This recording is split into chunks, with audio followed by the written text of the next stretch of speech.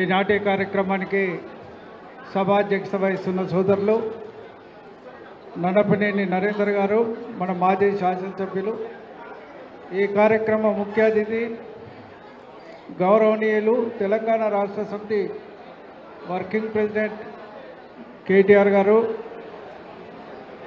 పెద్దలు గౌరవనీయులు బసవరాజ్ సారయ్య గారు, సోదరులు వినయ్ భాస్కర్ గారు, డాక్టర్ సంజయ్ గారు, బాల్క సుమన్ గారు, సునీల్ రావు గారు, పోచంపల్లి శ్రీనివాసరెడ్డి గారు, మన అభ్యర్థి రాకేష్ రెడ్డి గారు, కౌశిక్ రెడ్డి గారు, సుధీర్ గారు, పెద్ద సుదర్శన్ రెడ్డి గారు, మా డిప్యూటీ మేయర్ రిజ్వానా షమీం గారు, సమ్మారావు గారు, వాసుదేవ్ రెడ్డి గారు, హరిరమ్మాదేవి గారు, ఇంకా వేదిక మీద ఉన్న పెద్దలు అందరికీ పేరు పేరున హృదయపూర్వక నమస్కారం. ఈరోజు వరంగల్, ఖమ్మం, నల్గొండ పరిధిలోని గ్రాడ్యుయేట్ ఎన్నికల కార్యక్రమంలో మన అందరం పాల్గొంటున్నాం. ఈ ఎన్నిక మన సభ్యుడు రాజీనామా చేయడం వల్లనే ఈ ఎన్నిక వచ్చింది. పల్లా రాజేశ్వర్ రెడ్డి గారు జనగామ శాసనసభ్యుడిగా గెలిచినాడు కాబట్టి వారు రాజీనామా చేస్తే ఈ ఎన్నిక వచ్చింది. ఇప్పటికీ మన పార్టీ పుట్టిన నాటి నుంచి 4 పర్యాయాలు ఎన్నికలైన ఈ సీటు ఎప్పుడైనా ఇక్కడ గులాబీ జెండా ఎగిరింది తప్ప ఇంకొక పార్టీ ఇందులో గెలవలేదనే విషయం మన సభ్యులందరూ కూడా గుర్తుంచుకోవాల్సిన అవసరం ఉంది, బాధ్యత ఉంది. తెలంగాణ ఆశలు ఆకాంక్షలకు అనుగుణంగా ఉద్యమ కాలంలో జరిగిన ఎన్నికల్లో కూడా ఆ రోజు అధికార పార్టీలు ఎంతో బలమైన అభ్యర్థులను పెట్టినప్పటికీ కూడా కలిసికట్టుగా అన్నాడు మంత్రులందరూ కూడా కూడబలుకొని పనిచేసినప్పటికీ కూడా ఉద్యమకారుల్ని ఆ రోజు కేసీఆర్ గారి పిలుపు మేరకే గెలిపించడం జరిగింది. ఇవాళ మనకు ప్రత్యర్థిగా ఉన్న కాంగ్రెస్ అభ్యర్థి ఆ రోజు కూడా కాంగ్రెస్ పార్టీ అభ్యర్థిగా ఒక పర్యాయం మన మీద పోటీ చేసి ఓడిపోయిన అభ్యర్థి. సరే, ఆ తర్వాత ఇటీవల కాలంలో జరిగిన ఎన్నికల్లో ఇండిపెండెంట్గా పోటీ చేయొచ్చు. ఈసారి మళ్ళీ కాంగ్రెస్ జెండా కప్పుకొని మళ్ళీ కొత్తగా వస్తున్నారు. మరి మన సోదరుడు రాకేష్ రెడ్డి గారు కొత్తగా రాజకీయాల్లోకి వచ్చి మన బీఆర్ఎస్ పార్టీ వైపు ఆకర్షితుడై మన పార్టీ నాయకత్వాన్ని పనిచేయడానికి వస్తుంటే కేసీఆర్ గారి ఆశీస్సులతో మరి మొట్టమొదటిసారి ఒక ఉన్నత విద్యావంతుడు బిట్స్ పిలానీలో చదువుకొని విదేశాల్లో పనిచేసి వాటన్నిటినీ వదులుకొని ఇక్కడ సామాజిక సేవ చేయాలన్న సంకల్పం కొద్దీ మన మధ్యకు వచ్చి మన మధ్య పనిచేస్తున్నాడు. ఇవాళ మీరు వ్యక్తులను చూడండి, మరి ఎట్లా వేస్తే ఏ రకంగా ఉంటుందో ఆలోచించి ఓటేయాల్సిన అవసరం ఉంది. ముఖ్యంగా మనం ఈ ప్రాంతంలో మీటింగ్ పెట్టుకుంటున్నాం. చాలామంది మన వరంగల్ ప్రాంతంలో మరి అనేక మంది ఈ ఏరియాలో చదువుకున్న వాళ్ళు ఉండరనే ఒక అపోహ ఉండేది మన దగ్గర.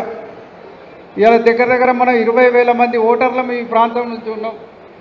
ఒకప్పుడు చదువుకున్న వాళ్ళు ఎక్కడ ఉంటారంటే హన్మకొండలు అనుకునేది. మేమందరం చదువుకునే రోజుల్లో కూడా నేను ఎంఏ చదివి పాస్ అయితే కూడా పేపర్లు రాసింది ఈ పర్వంత పిల్లగాడు ఒకడు ఎంఏ చదివి పాస్ అయిందని. మరి ఆ పరిస్థితి ఉండేది ఆ రోజులల్లో. కానీ ఇవాళ మన ప్రాంతంలో కూడా అనేక మంది విద్యావంతులు ఉన్నారు.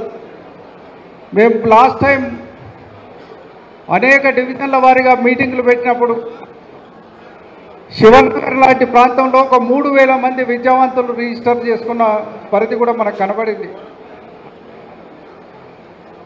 కోరుట్ల ఎమ్మెల్యే గారిని, సంజయ్ గారిని వేదిక మీదకి రావాల్సిందిగా కోరుతుంది.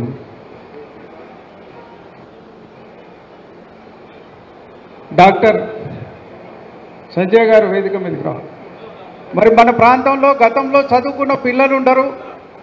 వరంగల్లో జరిగే వ్యాపార వర్గాలకు కానీ లేదా ఇక్కడ మిల్లుల్లో పనిచేసే వాళ్ళు పేదల కుటుంబాలకు సంబంధించిన వాళ్ళు ఉంటారు అనే ఒక అపోహ మన ప్రాంతాల్లో ఉండేది.